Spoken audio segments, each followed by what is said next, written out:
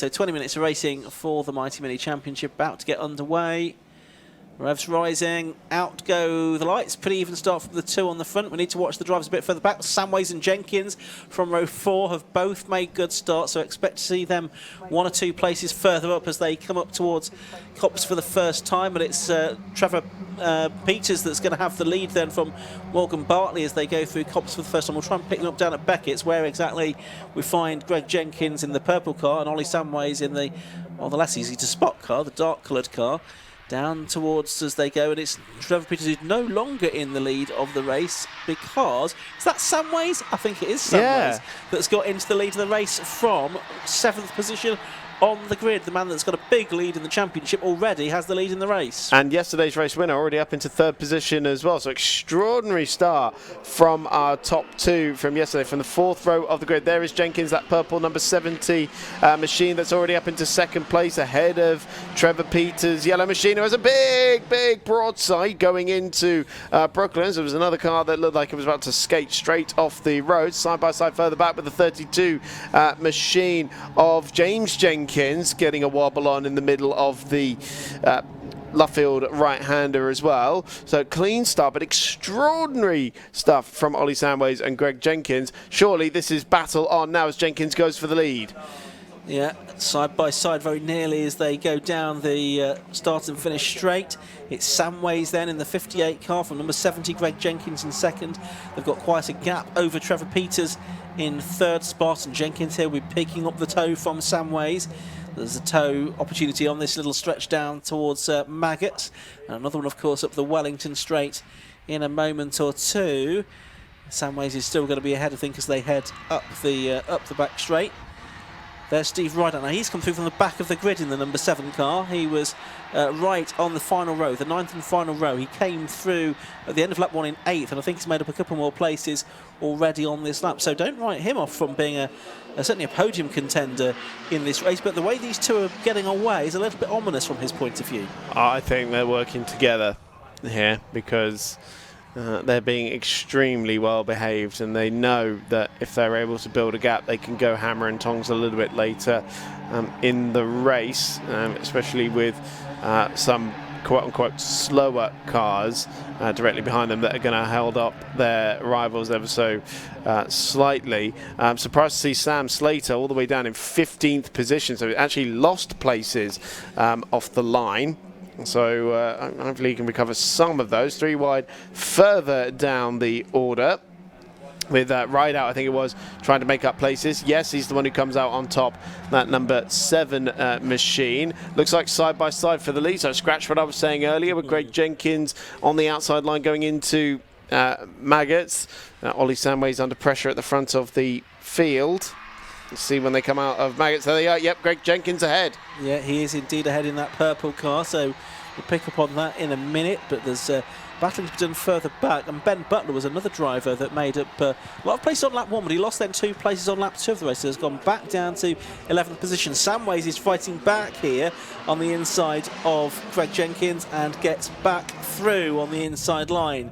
So number 58 retakes the lead of the race. The man from Norfolk, company director, been racing since 2017 in the Sport Specials, Road Sports. He's in the Citroen C1 24-hour race, and he was the 2023 champion in the Mighty Minis, runner-up last year as well in this 1992 car, prepared by Octane Racing.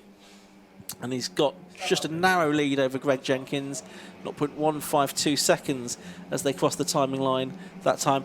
Quite a gap back then. Trevor Peters in 3rd, and I think we'll find that Stephen Rideout is into the top 3 before very much longer.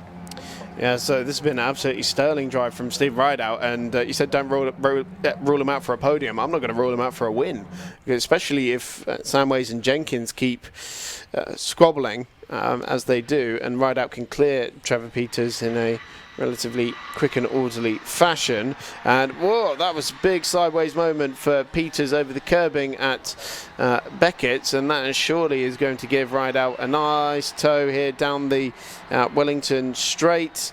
Hasn't finished higher up than 5th all season long, and so it's quite extraordinary to see this pace from Stephen Rideout as he now moves into a podium place into Brooklands.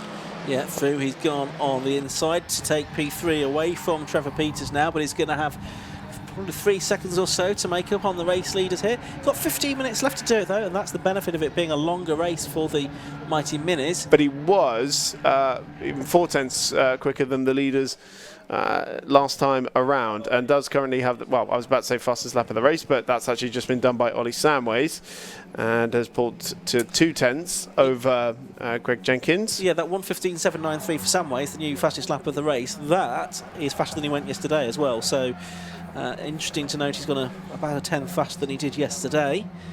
Samways with a 0.2 of a second advantage over Greg Jenkins, and it's about 3.7 between Jenkins and Rideout at the end of the lap. There is the 77 car of Ahmad Sharabani, and he's in battle with the 32 of James Jenkins. Sharabani finished on the podium yesterday, trying to get underneath the number 32, and gets good momentum down the Wellington Straight.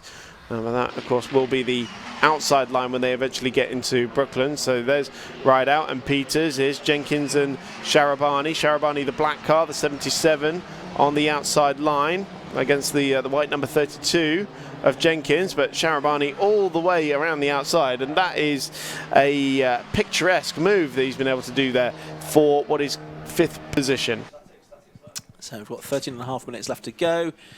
Over the line comes Ollie Samways in the lead of the race again. Sam Slater's headed into pit lane, so dramas for the Mighty Mini champion from last year. He was running further down the order than we expected him to be. Greg Jenkins, meanwhile, has got it back ahead of Ollie Samways, and I think that these two will continue to probably trade positions for much of the rest of the race. They've pulled out more time over Steve Rideout on that lap as well. They were both in the 15s. Rideout was in the 17s that time, seemingly unable to make an impact on these first two. Yeah, so it's all about Samways and Jenkins at the moment. They're side by side again after a lovely little up and under from Samways. So the black number 58 car on the outside when they go into Brooklands. And this time it's Jenkins who's just able to stand his ground a little bit on the inside line. You saw Samways there cocking up the inside rear wheel, going through Brooklands and three-wheeling it a little bit around that corner. Absolutely exquisite stuff to see as they come around to complete lap number 6. It's Jenkins back in front, but not by much at all. When they come back down the straight, and immediately pulling to the outside is Ollie Samways. Yeah, let's see if he can do it on directly opposite sides of the track there, aren't they? They couldn't be further apart, really. You'd think they didn't like each other as they headed down the start and finish straight. It's Greg Jenkins that comes out in front, unrelated, by the way, to the other two Jenkins in the field, I think, James Jenkins and John Jenkins, who are son and father. But Greg, the 47-year-old from Hereford, racing since 2011. He's lost the lead here to Samways again. But he'll be trying to use his Autograss and Rebels racing experience to get back ahead of Ollie Samways, and I don't think it's going to take him too long to do that. They're side by side again, and Jenkins has stolen through on the exit of Beckett's. There you can see Rideout is now 5.5 seconds behind the leaders, and he's not really getting away from Trevor Peters that quickly. Quite extraordinarily, despite these two swapping places every other corner, they're still lapping quicker than the rest of the field at the moment. They're the only drivers inside the 116s last time around, so that is incredibly ominous for their pace. There's the number 43 of Ben Butler. He's gotten up into 8th position from 16th on the grid, so row 8 after the mechanical he had yesterday. That's a nice recovery for the man who came to Silverstone leading the championship after his win at Donington Park. Up into 6th position now, sorry, at the end of that lap. Over the line once again, nearly halfway through this race now. We can see James Jenkins there in the 32 car ahead of Ben Butler, so this is 5th and 6th. Behind them they've got Will Burnham in number 42. James Jenkins, though, at the head of that group, the 22-year-old from Norwich, won the novice championship in his first year, 2022. This is a 1993 car, and he's not racing, he enjoys fixing ride-on lawnmowers. That's his hobby. Let's hope he's not doing too much grass cutting today. But don't give him any push lawnmowers. No. Spit in your face. Excellent. Only the ride-on ones. Only the ride-on ones. Up towards the left-hander at Brooklands they go. He's under pressure here from Butler, who sails up the inside, sails wide. Jenkins is tighter to the apex. But yeah, Butler was very much not anywhere near it, and he ran wide on the exit of the corner, and Jenkins has gone back through. So a lot of speed carried in by Ben Butler, but to no great effect in the end. Yeah, I was in a different postcode to where he wanted to be, really, wasn't he? On the apex of the corner. So right out gapping Peters, but then everyone else is in fifth position at the moment as that car on the inside. I think that was James Jenkins tight to the inside, but it's Ben Butler who emerges ahead of that group of cars. James Bryan and Morgan Bartley, remember, who started on reverse grid pole in that queue of cars as well, and Butler's now got company again from James Jenkins. He goes around the outside and has to snake the car around a little bit, still there side by side. The yellow car of Will Burnham waiting to pounce there as well, but level pegging for fifth position between James Jenkins on the left hand side of the racetrack, Ben Butler on the right hand side of the racetrack, and it looks like that Will Burnham's now going to make it 3 wide on the outside line in the yellow number 42 machine. Does he break the deepest of them all? No, that's Ben Butler, who manages to get it to the apex of the corner this time, comes out in fifth. Burnham up into sixth around the outside. Great racing from the Minis. It's the kind of things that we expect. There's Morgan Bartley in the blue number 13 car that started on pole position, of course, doing battle with 38, which is James Bryan. More cars in the bit, so Matt Baker, but also Ahmed Sharabani. So you saw he was battling in the sort of top 5. He was on the podium yesterday, so it still seems like we've got some mechanical woes, sadly. Yeah, that's a shame, because it was a good result for Ahmed yesterday, but not able to sort of back that up with another strong result today. 1, 2, 3, 4, 5, 6 mighty minutes all together here then through the right-hander at Cops Corner. It's Butler, I think, still just about at the front of the group, but Will Burnham's got ideas about that. So too has James Jenkins. He's late on the brakes this time. He's got himself ahead of Butler, but not Burnham. And they turn their way out of the corner. You've got James Bryan and Chris Didcott also amongst this group, haven't you, I think? And also John Jenkins. They're all spreading themselves out under the vehicle bridge along the Wellington Straight into the braking area for Brooklands. Who's ahead? Well, it's still the yellow car of Burnham. Again, it's Butler with a lot of speed into the corner. Let's see what happens this time. Better control this time. He's held on to the position, Ben Butler, and he's gone back into 5th place. Meanwhile, Chris Didcott was around the outside of everyone. It was changed for lead on that previous lap. Greg Jenkins going back through on Ollie Samways, but they're still separated by absolutely nothing, and pulling away from the chasing pack. And so as they get over the timing line again, Butler coming under pressure from Burnham, and going down the middle there was James Jenkins. This is going to be incredibly brave into Cops Corner. Jenkins comes out on top. Burnham goes through on Butler as well. So it's 2 down for Butler. He comes out of that corner in 7th position, and still with big company with James Bryan, Chris Didcott, Morgan Bartley, all waiting to try and go through as well. James Bryan had a look on the outside, but didn't do anything with it. And so it looks like it's going to be James Jenkins with an up and under going into Magus and Beckett's, and see if he can get the toe on Burnham down the back straight. He pulls to the outside line. And we've seen 3 wide, we've seen 4 wide down here as well. So Jenkins to the outside. Butler is going to make it 3 wide again for the 2nd time on this lap between these 3 cars. But it is James Jenkins with a lovely braking manoeuvre around the outside, but Butler manages to get one of those cars. He's through on Burnham and goes back through into 6th position. Great fight here, but outside the podium places, it's still number 70 Greg Jenkins that leads. 58 Ollie Samways is 2nd. 7 Steve Rideout is 3rd, and then Trevor Peters is in 4th, a distance behind the first 3. And then it's this battle, the battle for 5th. Here are the 2 leaders though. 5.5 minutes to go, and it's swapped around on this lap. Ollie Samways in the 58 car has got ahead of number 70 Greg Jenkins. That's since they've started this lap, probably on the way into Cops Corner. And I should think we'll see some more place changes before the end of this race between these two. It's then just a question of who's going to come out on top. Looks like we're going to get our first double winner of the season, though, because Greg Jenkins won yesterday, Ollie Samways won at Donington Park. We've had 3 different winners from the first 3 races, but I don't think that run is going to be extended here, as Jenkins is back ahead of Samways before the end of the lap.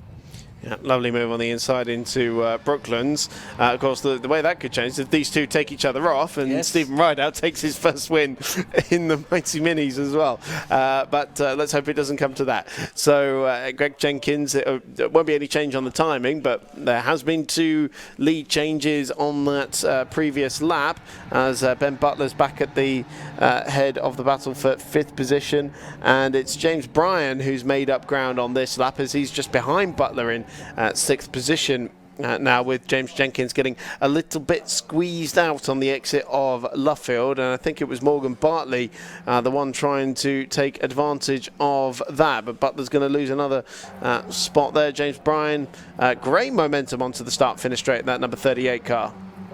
Absolutely, and momentum is so important in Mighty Mini racing, because the cars are low powered, of course, just the 1.3 litre engine, so it's important to carry as much speed as you can from one corner to the next. Down towards Beckett's once again then. It's James Bryan then that's wriggled his way to the front of this group, then Ben Butler and Morgan Bartley, and then James Jenkins. And this time they are going to be a little bit more Worsley, I think, than they've been on previous laps. Oh, someone went very wide. There was that. Oh, it's John Jenkins, I think, James's father, that had been off the road but has rejoined. Back up at Brooklands, they turn through, and it is still James Bryan that's at the front of the group, isn't it?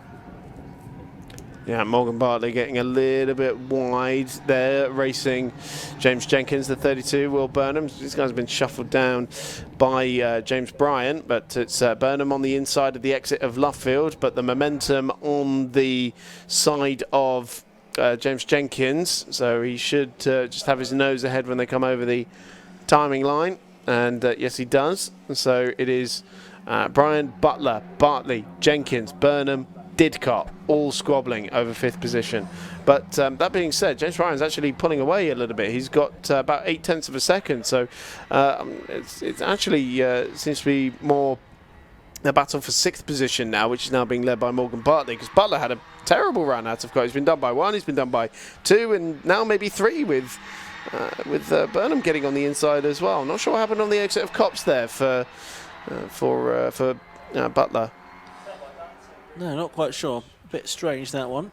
So, bit of a shuffle in the pack once again. The fight for 5th, 6th, 7th, 8th, 9th and 10th places heads up towards Brooklands once again. Up on the inside there is Ben Butler in that sort of pink and black liveried car. And he's able to make a place. There's Bartley in number 13. But Bryan is now getting away a little bit from this group, isn't he, in 5th position, number 38. He's a second, maybe 2 seconds actually ahead of Morgan Bartley. He's got James Jenkins behind. Minute 50 to go, so probably into the last 2 laps or so of this race. There goes Trevor Peters over the line in 4th position. 5th, James Bryan, and then 6th and 7th is now a sort of a pair of cars, Bartley and Jenkins. Meanwhile, it is Samways ahead of Jenkins, and that's as it was as they were over the line at the end of lap 14. Yesterday's race was a 16-lapper. By a mammoth 0.4 of a second, or 3.5 of a second. Matters naught, though, because here comes Greg Jenkins on the outside.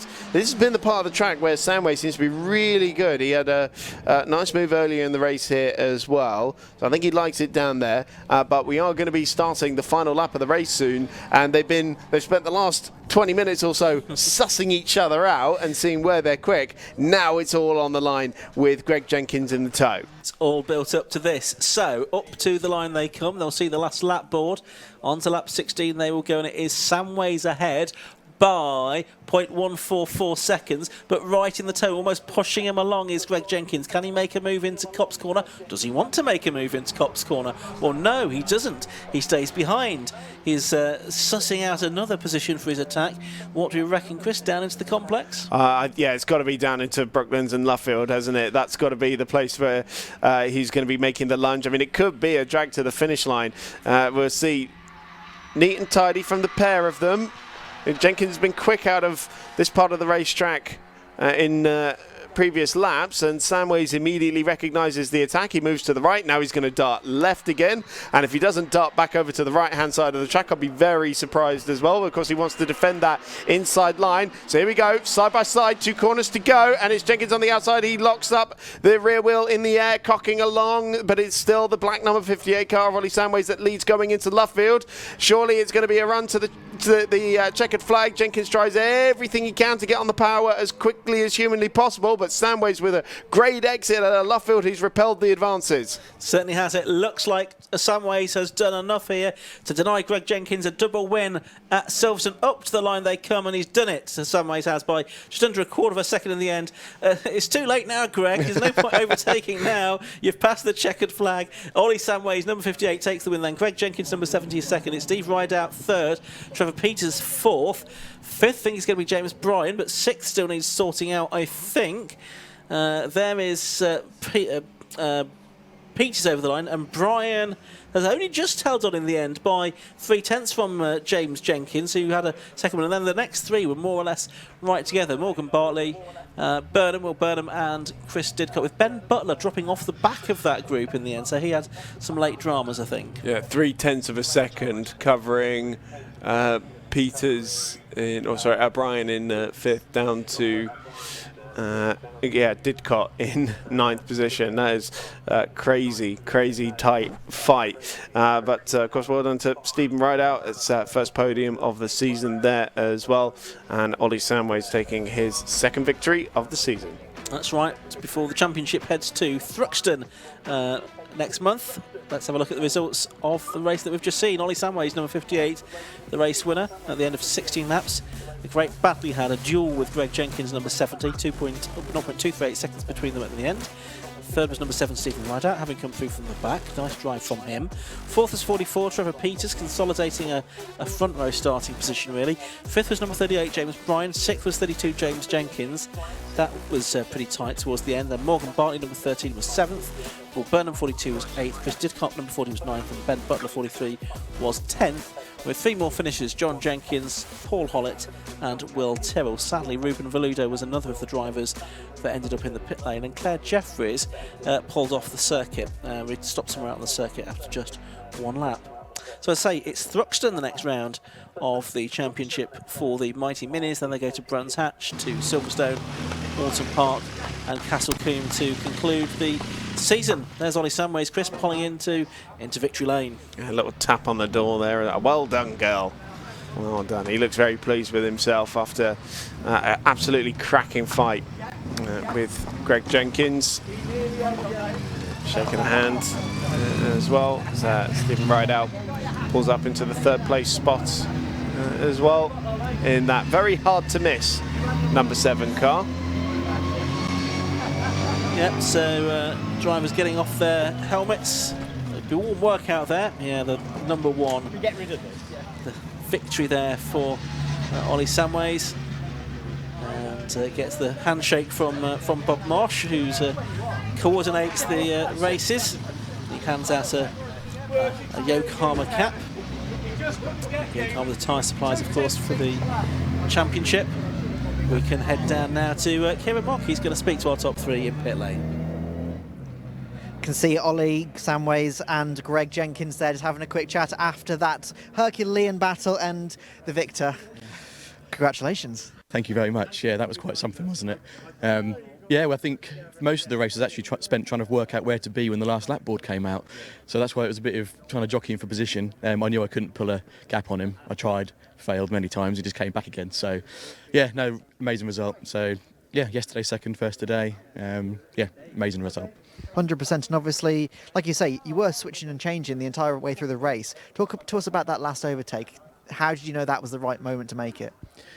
I didn't, to be honest. I had a bit of a run and I thought, well, we were trying to work together a little bit because we saw obviously Steve in this bright green thing coming in. I'd imagine he was coming at quite a pace. So we had a moment of trying to work together. Maybe that lasted half a lap and then it was just out the window and off we went again. So yeah, it just worked out really well. I'd planned it a little bit a couple of laps before where I kind of placed my car at the last corner and it worked out. So Yeah. 100%, a nice way to end the weekend. Fantastic way to end the weekend. Yeah. So thanks very much. Congratulations. Right, well, we move on to our second place, Greg Jenkins. Couldn't quite make it too, but you weren't far off. No, I possibly could hang it around the outside at the end of the Wellington Straight, but I thought, you know what, I could end up taking us both out. So I tried to get up the inside into left field, and I just couldn't get him. But yeah, he was a little bit quicker than me on the back straight. But yeah, it was good fun, good race. 100%, and obviously you were both in the battle then for the first double winner of the year. Obviously you're 2/10 away. What do you reckon for the next round? Do you reckon you can get him and surpass him? Yeah, next is Thruxton, and yeah, I've got history of winning quite a bit there, so we'll give it a good go. Yeah, we'll go. Good go. The next month is, yeah, it's going to be fun. Good, looking forward to it, and congratulations on the second place. Thank you very much. Cheers. Cheers, thank you. Move on to our third place, Stephen Rideow, as he had a bit of a lonely race for the majority of it. Finished 7 seconds behind the leaders. Bit of a lonely one there. It was a bit towards the end. They worked together and got away from me. I was angered to get it because I had the crank go yesterday. I worked overnight to do the crank. Just come out today, and here I am. Starting from the back of the grid to third isn't too bad, is it? Yeah, talk to us about that start then. Oh, it's epic, brilliant. I couldn't tell you. It's just all a blur. It just all went. No, great. Honestly, good to do. That was brilliant. Nice way to end the weekend. Not to start with, but a nice way to end. Yeah. No. Well, congratulations. Obviously, ended up on the podium, and maybe get a bit further next time. They got to stop working together. All right, well, congratulations then again. Cheers, thank you. Right, so that's up with the Mighty Minis. Now, coming up next is, for the first time this weekend, the Rogue Motorsport Toyota MR2 Championship.